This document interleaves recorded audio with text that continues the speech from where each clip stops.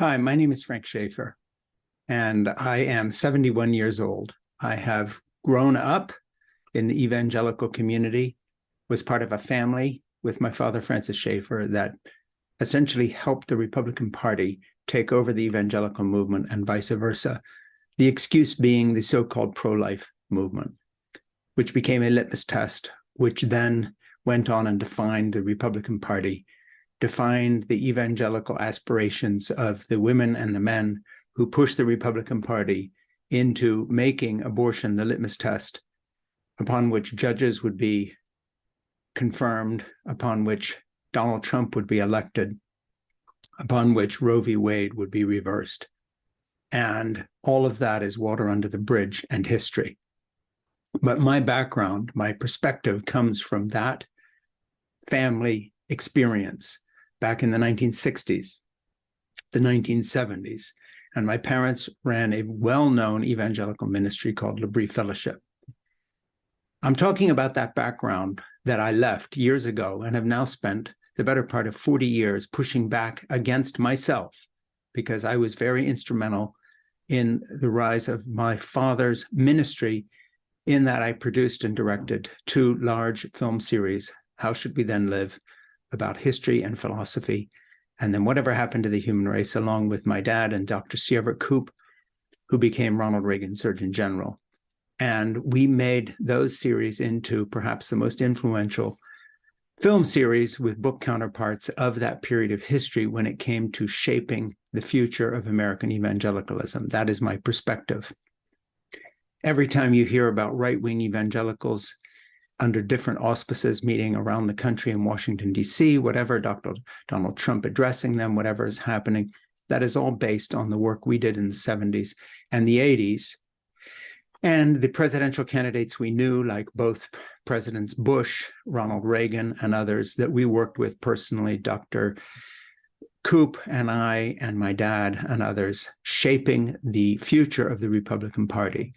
I left that movement and I have struggled to push back against what we did, the wrongness of our anti-feminist agenda, the homophobia that we endorsed directly and tacitly through our work, the Christian nationalism that has come out of that movement, the white Christian fascism that has come out of that movement, the fact that we now have a Supreme Court dominated by conservative Roman Catholics cast in the mold of the bishops, some of whom, like my old friend Bernard Law, who had to flee the country one step ahead of the Boston police force for child molestation accusations, hid in the Vatican, et cetera, et cetera. I have a long history with this movement. I know the people involved. And it's from that perspective that I'm going to say something today that I hope stands out in people's minds only if I was a fly on the wall, as it were, and there at the time and saw what happened and bear witness to it. You know, when we began our work within the evangelical community, we were still all about the so-called born-again experience, bringing people to Christ to change their lives, whether it was from drug addiction or alcoholism or any other problem. We had the answer, and that was, you commit your life to Christ, it will change your life. That was what we built our ministries on. That commitment has now been completely abandoned by the evangelical movement in favor of politics and power. And so the evangelical movement that we were part of exists no longer. In its place, you have a white nationalist, often fascistic movement that is seeking to impose a series of moralistic litmus tests on whether it be gay people or Black people, trying to roll back history, ignore Black history, for instance, rewrite American history, ban books, and so forth. This is not the movement we were part of. Donald Trump is the leader of a cult. Elon Musk is the leader of a cult. There are a whole new group of people coming forward that are replacing religious fervor with personality cults. Populists, whether in politics or whether in science, or Elon Musk taking over the space industry and basically putting himself forward as the savior of mankind, as Donald Trump has, in saying that somehow he's being crucified for all the rest of us because of the legal actions, the many indictments, over 90 indictments against him for criminal activities of him and his mobster family. So what we have is a new group of messiahs presenting themselves: Donald Trump, Elon Musk, the tech bros, and all the rest of them. And these are failed messiahs. These are people who have lied repeatedly to us, for instance, about the great benefits we would all have from the internet and the online community that intended at the beginning this sort of idealism of being something that would open doors for all of us. Here, I'm using the online community right now. Those of us who try to communicate are trapped within this biosphere, as it were, of both critiquing the online community that we are part of and at the same time being trapped into it as other sources of communication have evaporated. Newspapers have closed, etc. In my own profession as a writer and novelist of my novels like Portofino, Saving Grandma, Zermatt, my memoir that became an international bestseller, Crazy for God. If I was trying to publish those books today, they came out in the 90s and in the early 20,000 year, 2000, whatever, et cetera, I wouldn't know what to do because it's all about one's online footprint. So the world has changed. But the point I'm trying to make is this, and that is that I have been an observer of all these things for a very long time. And what I have observed now in our recent history since the election of Donald Trump is something new to me that I had never seen in the rest of my life, even though I was very politically involved.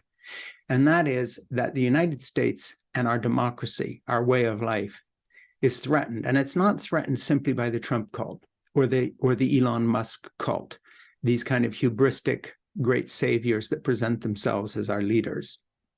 It's threatened by something far deeper and more lasting. And that is a real contest between democracy and theocracy, being ruled by people who say they speak in the name of God. That's happened in Saudi Arabia. It's why young women are raped in police stations in Iran for not wearing their head covering. It's happening in India with Indira Modi's Hindu nationalism and the persecution of Muslims there. It's happening across the planet in this collision between what might really be 11th and 12th and 13th and 14th century religious superstition and the fruit of science and enlightenment that has been the engine that has driven both the prosperity in the Western democracies, but also our ideas about human and even civil rights, that even in the breach, those rights have come forward. I can think of, for instance, protesting against the slave trade at the very same time as our founding documents were being written by some slave owners who were being called out by people like Abigail Adams for the fact that they were doing things that contradicted what they themselves said they believed. And that battle has continued up to our own day. But now we're at a new place. And that is that the election coming up in 2024 is really a decision that Americans have to make that is not political this time. It is historical. It is terminal. And that is between a party, the Democratic Party, that has many flaws and many extremists and many mistakes and many stupidities and gets caught up in everything from pronouns to God knows what, muddying the waters of the larger picture, which is really the battle between democracy and theocracy. That said, the choice is very clear. We actually only have one political party in America, and that's the Democratic Party. The other party is now a personality cult / gun cult / authoritarian / white nationalist / Christian nationalist fascistic cult, armed, angry, misinformed, clinging to conspiracy theories to explain what they cannot explain using any fact-based language, any facts-based system. So what we're looking at here in the 2024 election is not a choice between Republicans and Democrats, not even between left and right, not between liberal and conservative. It's much, much, much more basic than that. And it has nothing to do with the superficial stuff that so many Republicans and Democrats get tied up with. The language we use, politically correct language, all the rest of this business, cancel culture, the woke culture, all the rest. These are simply distractions. The important fact here that we have to figure out how to address is how to cut through all the noise, all the confusion, all the instability, and understand that huge issues loom. One, we have made the planet inhospitable to life, not just human life, life. That would be issue number one. The Democrats have been fighting to make a stand for the environment and for Mother Earth and for protecting life on this planet. Has been a long-term commitment where they have been up against the oil companies funding these false, fake studies showing that climate change was not man-made. Rex Tillerson and all these other executives who really should be in prison at this point for having lied to us knowingly for decades about what the oil business is doing. The Republican Party went along with this, hook, line, and sinker. They took money from the Koch brothers and others. They were part of the problem. They have destroyed our planet. Republicans are responsible. We, the United States, the world's leading polluter up until a few minutes ago, when the Chinese have that distinction because of their growing economy, or what was recently a growing economy, now have that distinction along with India. But of course, it's our exported technology that has made all this happen. But the Republicans, I say again, were the party of pollution, the party of lies. The same goes in our culture for the gun lobby and the gun industry. Every single school shooting, every suicide, every gun in the hands of a child, the Republican Party put it there. The Democrats would have done something about the proliferation of weapons of mass destruction and combat weapons clutched in the hands of stupid young men and militias and these other genuine idiots of low intelligence who think that somehow they're serving democracy by creating a war-torn state within our country where 50,000 gun deaths, the suicides, and all the rest of it have become normalized, all facts aside. So the Republicans are the party of global death. They are the party of guns and violence.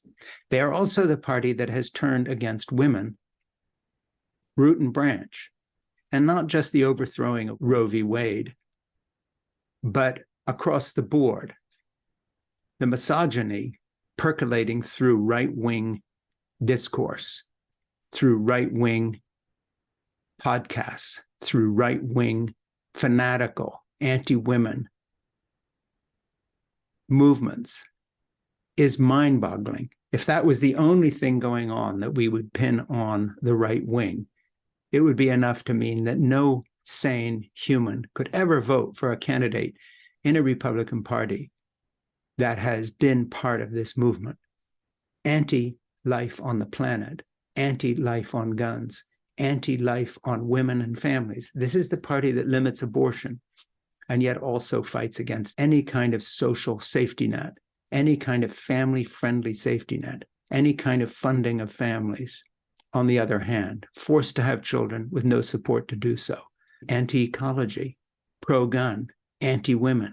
A shape emerges of a party that's last resource is the lies and the tyranny that you find in Donald Trump, as people, for instance, would have voted against his impeachment, elected officials who now tell people like Mitt Romney that they didn't because they couldn't afford the extra security measures to protect themselves from the Trump thugs, the armed thugs that are into threatening people's lives that they disagree with. Not to be confused with people who support Joe Biden, who are not part of a nationwide movement that is armed and threatens anybody who speaks against Joe Biden. You can talk about Joe Biden and not fear for your life. The Republicans who vote in their stupid impeachment inquiry against Joe Biden do not have to worry that they will be singled out and assassinated. The Republicans within the Senate and Congress who stood up to Donald Trump basically lost their jobs and or were threatened, all the way down to local election officials, library officials, school teachers. These are thugs. These are fascists. It is not 2023 in the United States. It is 1930, and this is Germany. This is not an exaggeration. The allies of the right wing include the leaders of Hungary, with their history of anti-Semitism and white nationalism, going back into World War II era, where Eichmann the architect of the Holocaust, came to Hungary with 20 officers, said, I thought we would need to bring more troops. But the Hungarian right wing, the Roman Catholic right wing, the Hungarian fascists are so much more anti-Jewish, anti-Semitic, and radical than we are. They're doing the job for us. And indeed, the Hungarians rounded up the Jews for the Nazis. They already had race laws based on Roman Catholic theology. Americans have forgotten history at our peril. Let me make an analogy to where we are today in the United States. We are the same place that Britain was, led by Churchill in 1940, when they stood alone after the collapse of the French army, when the Germans had invaded Belgium and Holland and Poland and were in Paris a few weeks later, had broken through the Maginot Line. The French army that everybody depended on had collapsed. Roosevelt was unable to help Britain at that point because of our own isolationists, our own Republicans, people like Father Coughlin and other right-wingers in America, including Henry Ford, very much like Elon Musk is today in his attacks against the Anti-Defamation League.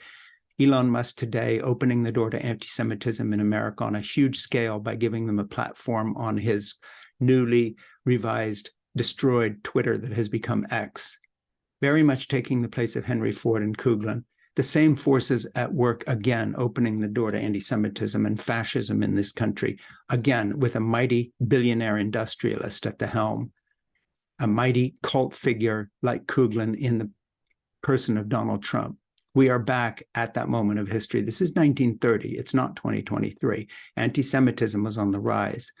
Fascistic racism is on the rise. Misogyny and anti-women activity across the board is on the rise. A rapist was our president, convicted by a civil court for damages for raping someone, with 20 other credible accusations of assault against him. Bragging on this is supported by former evangelical Christians who are now part of a pagan, anti-Christian Trump cult. That's where we are. This next election is a choice that the English, the British nations made in 1940. Do we cave to Hitler when he begins to bomb London in the Blitz? Or do we stand up and say that we will fight in the hedgerows and on the beaches, in the fields, and wherever else we can stand up against these forces within our midst? I'm not being melodramatic. If you think I am, you have forgotten our history, our shared history of Western civilization. The people on the far right today are the kind of people who, if they could get away with it, would reinstitute the slave trade. The people on the far right are the kind of people who would not only roll back gay marriage, but we would find gay men and women hanging from the undersides of bridges in lynchings across this country. This is not hyperbole. These are vicious killers. These are people who threaten elected officials on their own side, Republican officials, with death for standing up against their cult leader, to the point where Republican officials are too afraid to make a stand for their own lives. This is what we are facing. This is Germany in 1930. That's where we are. And in our fight against the Republicans, this is 1940, and we are the United Kingdom, standing alone against Nazi aggression. We being the Democrats. What hinges on this? Democracy worldwide. The forces of aggressive totalitarian authoritarianism, whether it's in China, North Korea, Russia under Putin attacking the Ukraine, are loose. Our own right wing supports Putin because he says he represents white Christian values. Our own right wing supports the fascists in Hungary who are reviving the fascism that made Eichmann say, I'm home free here. We don't need to bring the SS in. The Hungarians are already doing the job. Thin under the skin of Hungary, that fascism has lain dormant. It's coming back with the approval of Tucker Carlson, with the approval of the right wing, with the approval of American evangelicals who say, those are our people. Let's go over there and have meetings with them. That's where we are.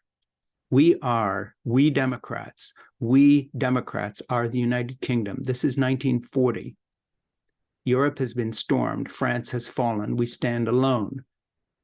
And if the Democratic Party fails, and if the Republicans succeed in taking the White House and both houses again, they already have a majority on the Supreme Court that will stop at nothing to reestablish theocracy in this country. They will trash women.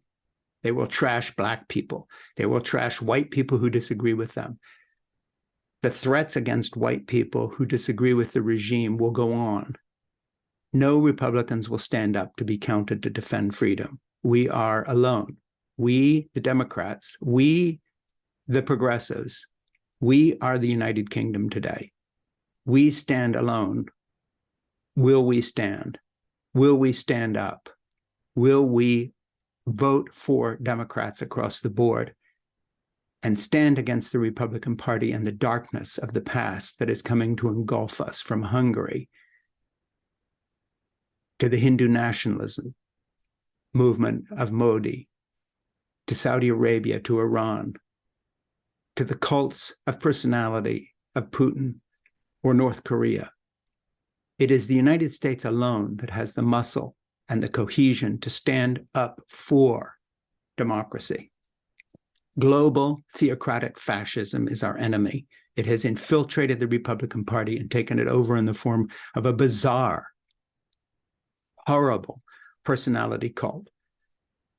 That is what we are up against. This is not about Republicans versus Democrats. This is against tyranny in which we make a last stand for decency. My name is Frank Schaefer.